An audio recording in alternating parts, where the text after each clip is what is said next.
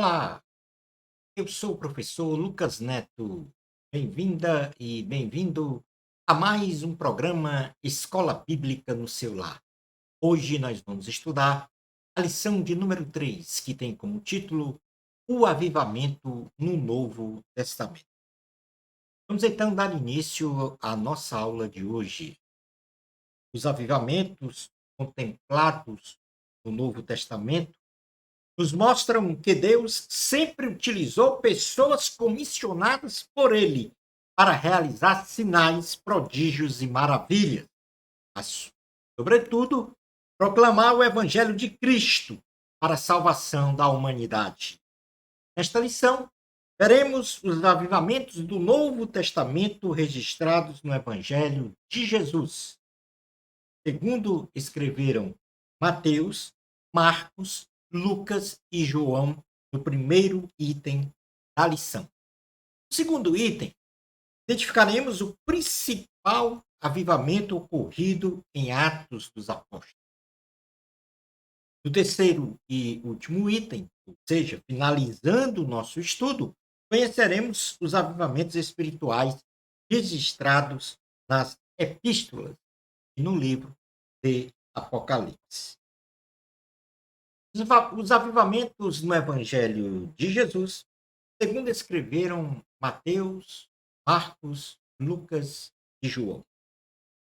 O Evangelho de Cristo, segundo a ótica de quatro evangelistas, no caso Mateus, Marcos, Lucas e João, relatam a vida e os ensinamentos de Jesus. E aqui está apresentado um quadro sinótico, chamamos um quadro sinótico, em que nós realizamos aqui, eh, indicamos qual é o livro, a data em que ele foi escrito, o autor, o propósito, e aí há uma aproximação com, vamos dizer assim, o avivamento deste livro e o versículo-chave do livro. Em primeiro lugar, nós temos aí o livro de Mateus, que foi escrito em 60 depois de Cristo, são datas aproximadas. O autor Mateus, e o propósito de Mateus foi provar que Jesus é o Messias, o Rei Eterno. Grande avivamento. Jesus, o Messias prometido. No capítulo 5, versículo 17, ele diz assim: Não penseis que vim revogar a lei ou os profetas. Não vim para revogar, vim para cumprir. Isto são palavras do Senhor Jesus. Grande avivamento foi a chegada do reino de Deus, da pessoa de Jesus, para cumprir as profecias escritas na palavra de Deus. Marcos, ele escreve o Evangelho em 65 depois de Cristo. E o nome dele, do autor, é João Marcos. E ele apresenta a pessoa, a obra e os ensinamentos de Jesus. Claro está que no Novo Testamento, especialmente nos evangelhos, nós temos lá vários avivamentos, curas, milagres, sinais, prodígios, ensinamentos, doutrinas, a salvação. Mas Marcos, ele apresenta então a pessoa, apresenta a obra e apresenta os ensinamentos de Jesus. Aí no capítulo 10 de Marcos, versículo 45, ele diz assim, a palavra do Senhor diz assim, 10, 45, ó, pois o próprio Filho do Homem não veio para ser servido, mas para servir e dar a sua vida em resgate por muitos. Eis aí o grande avivamento. Em termos gerais, a salvação.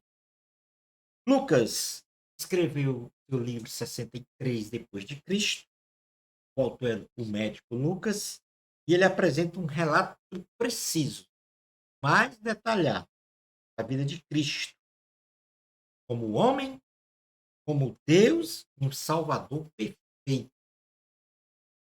E aí apresenta a salvação.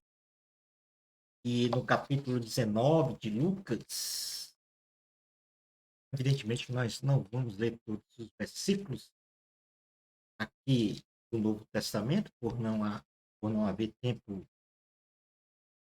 suficiente, mas vamos aqui ou acolá falar os principais. Então, 19, 19, 20, capítulo 19, 19, 20, diz assim a palavra do Senhor. A este disse, terás autoridade sobre 5 cidades. Então outro dizendo, eis aqui, Senhor, uma mina que eu guardei embrulhado no, aliás, 19, não é 19, 19, é 19, 9, 10. Perdão. 19, 9, 10 diz, então Jesus lhe disse, hoje houve salvação nesta casa, pois que também este é filho de Abraão. E o Filho do Homem veio para buscar e salvar o perdido. Então, mostra que a humanidade de Jesus, um Deus que se fez carne, habitou entre nós, 100% Deus, 100% humano, e que veio para salvar a humanidade. Este é o grande, vamos dizer assim, em termos gerais, o grande avivamento escritos pelos evangelistas no Evangelho de Jesus. Tá? Salvação através do Filho de Deus, Messias, Jesus Cristo. Mas também nós temos um avivamento espiritual em Atos dos Apóstolos. O livro de Atos dos Apóstolos relata a história da igreja primitiva, do primeiro século. E este livro de Atos dos Apóstolos foi escrito em 64 depois de Cristo, também pelo médico Lucas, e ele fornece então um relato preciso do nascimento e do crescimento da igreja cristã, ou seja, a história da igreja. O grande avivamento é para aquele mundo conhecido da época, ou seja, o aparecimento de Jesus, a fundação da igreja cristã e a sua expansão no mundo. Este foi o grande avivamento. E aí nós temos no livro de Atos, para isso, para este aparecimento, este crescimento, ocorreu um grande avivamento, que aqui foi falado em Atos capítulo 1, 8, que diz, mas recebereis poder, e Jesus, depois que Jesus ascende aos céus, ele diz, ou quando ele, antes de ascender aos céus, ele diz, mas recebereis poder ao descer sobre vós o Espírito Santo, e sereis minhas testemunhas, tanto em Jerusalém, como em toda a Judéia e Samaria, e até os confins da terra. Então, aqui a grande comissão, a convocação para a proclamação do Evangelho de Cristo, através de um revestimento de poder do Espírito Santo que viria sobre eles. Isso se consumou Atos capítulo 2, na descida do Espírito Santo, lá no Cenáculo, 120 pessoas, e de forma miraculosa, o Espírito Santo é derramado sobre eles e eles imediatamente são revestidos de poder e iniciam então grande obra. Segue-se logo o primeiro discurso de Pedro, com milhares de conversões. Saindo então de Atos dos Apóstolos, nós vamos agora para os avivamentos nas epístolas e no livro de Apocalipse. Nas 13 cartas escritas pelo apóstolo Paulo, nós temos 9 cartas endereçadas às igrejas, constituídas pelo referido apóstolo no mundo antigo, conhecido, e 4 cartas para lideranças pastorais. Então, Paulo escreve 13 cartas, 9 ele é um endereço para as igrejas, e 4 são endereçadas aos líderes pastorais que colaboravam com o apóstolo Paulo. E vamos então colocar a primeira como as cartas às igrejas, a que foi endereçada ao aos Romanos, escrita em 58 depois de Cristo. O autor, como já falamos, Paulo, essas 13 cartas. Paulo, então, ele apresenta ele se apresenta aos romanos e sintetiza as mensagens do apóstolo antes da sua chegada a Roma. E o que o apóstolo aqui, Paulo, ele fez importante nesta carta foi a sistematização da doutrina do cristianismo, para exatamente se preservar das heresias, dos falsos ensinos. Então, ele sistematiza de uma forma muito eficiente, objetiva, para que todos entendessem um plano de salvação. E no capítulo 5 dessa carta aos Romanos, no versículo 1, está aqui um versículo chave que diz: justificados, pois, mediante a fé, temos paz com Deus por meio de nosso Senhor Jesus Cristo. Ou seja, nós somos justificados diante de Deus pela fé em Jesus Cristo, ou seja, no sacrifício de Cristo na cruz do Calvário. Ponto-chave nos remete também ao grande avivamento da salvação e somos, por isso, justificados diante do Senhor. A primeira carta aos Coríntios, então, ele identifica os problemas da igreja, e oferece, então, soluções e ensina aos crentes como viver para Cristo em uma sociedade corrupta. Então, aqui nessa carta, ele vai uma igreja que passava por problemas, até mesmo de interpretação dos ensinos, mas ele coloca que mesmo nessa situação, existe solução para estes problemas. E na segunda carta também, a primeira ele escreveu em 56 depois de Cristo, a segunda em 57 depois. Ele afirma o ministério, ele afirma o seu ministério, defende, então, a sua autoridade como apóstolo, já que ele estava sendo questionado por esta igreja, a sua autoridade, do seu chamado, da sua vocação, e refuta os falsos mestres em Corinto. Portanto, aqui o apóstolo Paulo ele promove, por meio do Espírito Santo, um avivamento nesta igreja. De certa forma, passando por muitos problemas de ordem moral e ordem espiritual, ela vamos dizer assim, se renova espiritualmente. Quando Paulo, então, manda estas cartas, é, falando para que eles deveriam se manter na palavra de Deus, nos ensinos que foram dados a eles. E foi uma igreja grandiosa que se recuperou desses problemas que experimentou.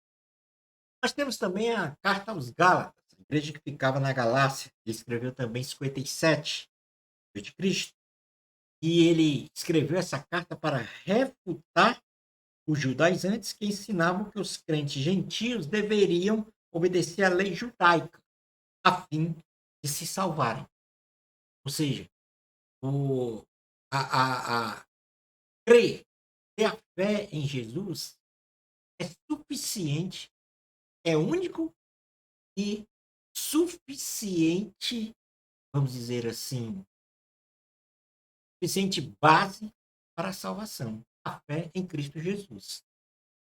E os judaizantes estavam ensinando que, além de crer em Jesus, deveriam realizar alguns outros preceitos rituais. Não. A salvação ela é única e suficiente na pessoa do Senhor Jesus Cristo. Ao mesmo tempo, também ele conclama os cristãos a, a fé e ter a liberdade em Cristo.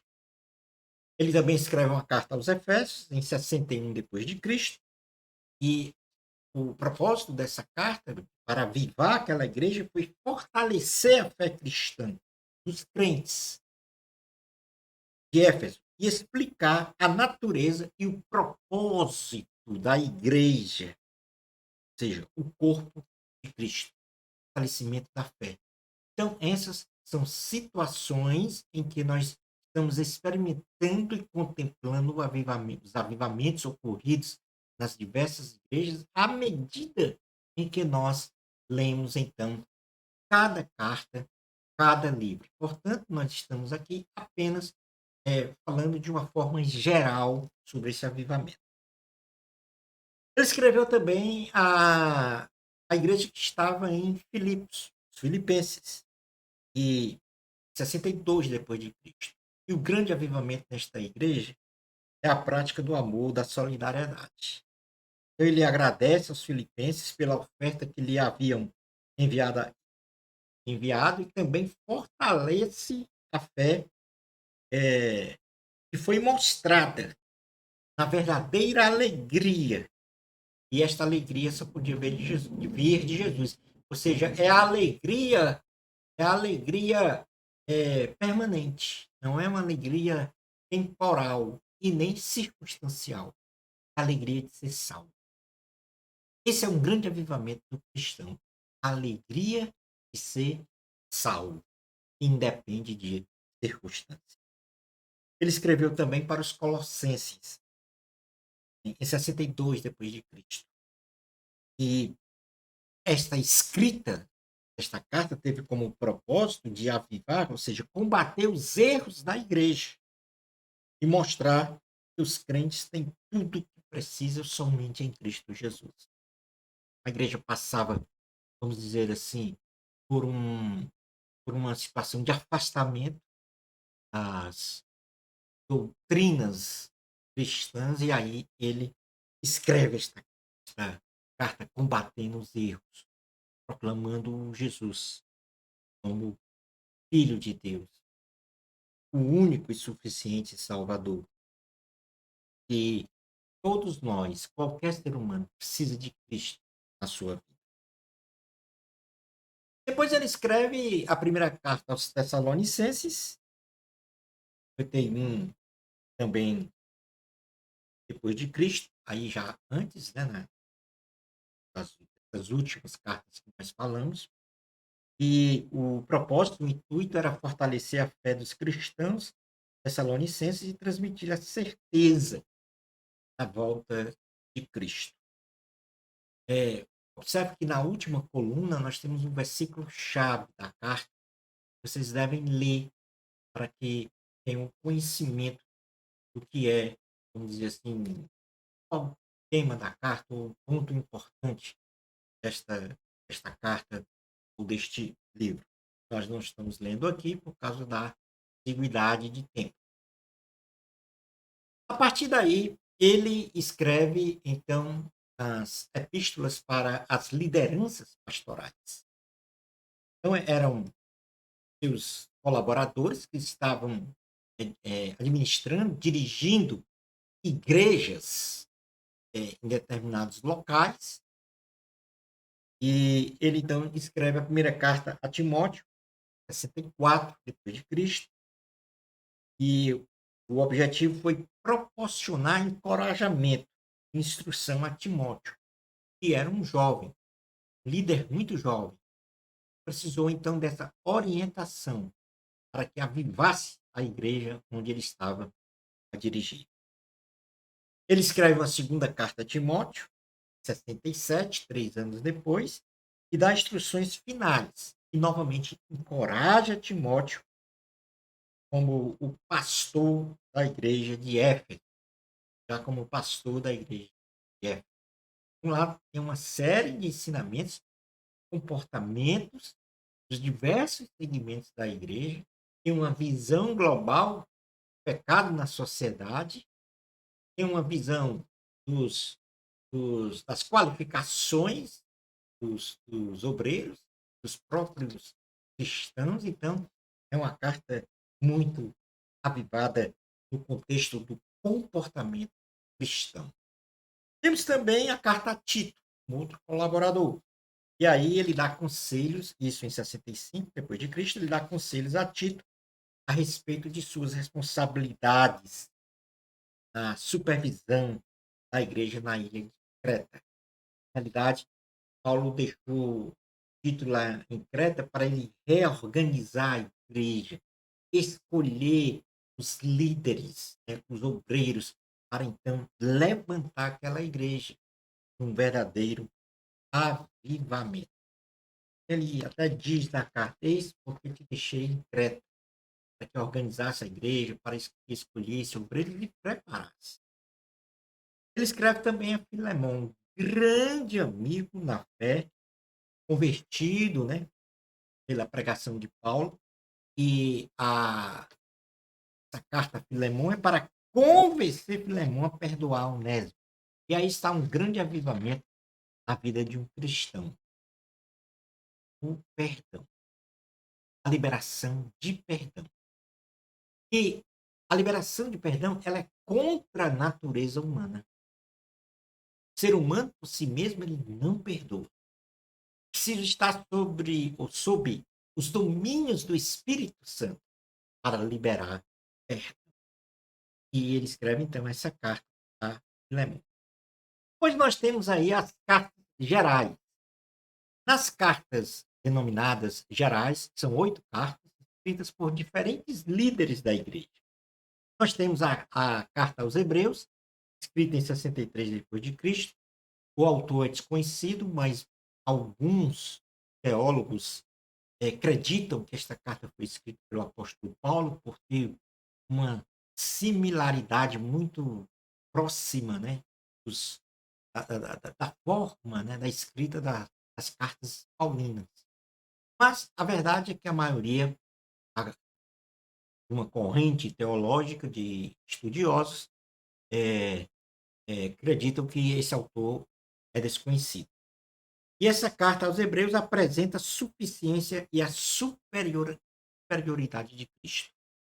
Cristo é único, ele é suficiente, ele é transcendente a tudo e todos, e é o verdadeiro avivamento do Senhor, um presente que Deus Pai nos deu para a nossa salvação, para a vida eterna.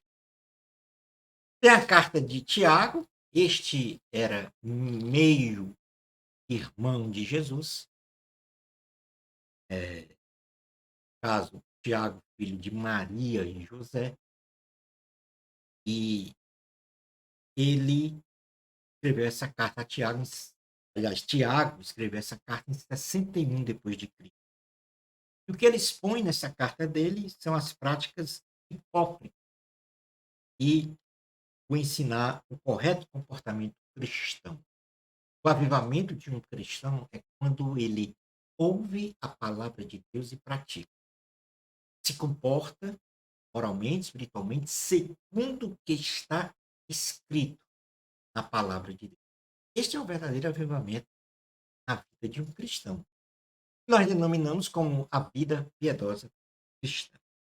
Nós temos a primeira carta de Pedro, 64 depois de Cristo, escrita pelo apóstolo Pedro, e ele oferece encorajamento aos cristãos que sofrem. É no sofrimento que a gente tem, vamos dizer, a oportunidade de avivar a nossa vida. A segunda carta de Pedro, ele escreve a segunda carta, 64 a 65, então adverte os cristãos quanto aos falsos ensinadores e exorta-os a crescer na fé e no conhecimento de Cristo. Conhecer a Cristo é avivar a sua vida. A primeira carta, aí tem o João, são 3 cartas. A primeira carta, ele escreve no ano 90 depois de Cristo, reafirma a confiança dos cristãos em sua fé e refuta os falsos ensinos, que era muito, mas muito ativo naquela época e ainda hoje, nos nossos dias também. Na segunda carta, ele enfatiza os aspectos básicos de seguir a Cristo, a verdade, o amor, e adverte contra os falsos ensinadores novamente. E na terceira carta, ele elogia Gaio por sua hospitalidade e encoraja-o em sua vida cristã. Temos então a carta de Judas, que era outro meio-irmão de Jesus, e ele escreve isso no ano 70 depois de Cristo. Ele lembra a igreja a necessidade de uma constante vigilância. Eis aí outro avivamento, uma constante vigilância. manter-se firme na fé e opor-se às heresias que são ensinadas. Como é que nós nos defendemos, nossos ensinos, das heresias, quando conferimos o que é ensinado, o que é falado, com o que está escrito na palavra de Deus. Era assim que os bereanos faziam. Por fim, nós temos o livro do Apocalipse, livro, ah, na realidade, este conjunto de cartas, né, paulinas e gerais, tiveram como objetivo orientar as igrejas, lideranças e seus membros sobre temas eclesiásticos, doutrinários, sociais, morais e espirituais. Na sequência aí do que falamos, né, das últimas cartas, nós estávamos no slide anterior, né? E no Apocalipse, por fim, o livro de Apocalipse, escrito pelo apóstolo João, registra então as visões que este teve na ilha de Patmos sobre os acontecimentos escatológicos dos últimos dias. Aí é o verdadeiro avivamento, ah, né, que eu chamo muito a segunda revolução espiritual. A primeira revolução espiritual foi a vinda de Cristo para nos salvar. O nascimento, a sua crucificação na cruz do Calvário, salvar a humanidade. Coloco essa como a primeira revolução espiritual. E a segunda revolução espiritual é a volta de Cristo para buscar a sua igreja, consumando, consolidando o plano de salvação. Então, ele revela a completa identidade de Cristo e também transmite esperança e conselho aos crentes, aos cristãos, e especialmente o acontecimento das últimas coisas, coisas maravilhosas que nós vamos experimentar no futuro bem próximo. Concluindo, então, nosso estudo de hoje, a nossa aula de hoje, estudamos que os avivamentos do Novo Testamento, mencionados nesta lição, se consolidaram na vida da Igreja de Cristo, através de vários escritos, denominados evangelhos, cartas de igrejas, cartas pastorais, cartas gerais e o livro de Apocalipse, cujos registros provocaram vários avivamentos na história da Igreja, em diferentes situações, para sua restauração, livramento, renovação e fortalecimento espiritual de uma comunidade, de um povo e de uma nação. Shalom Adonai. Na nossa próxima lição, a lição de número 4, nós vamos falar sobre o ministério avivado de Jesus. Bênçãos especiais de Jesus para você. Amor a Cristo, a glória sempre é de Deus. Até ao nosso próximo programa Escola Bíblica no seu lar, se Deus permitir.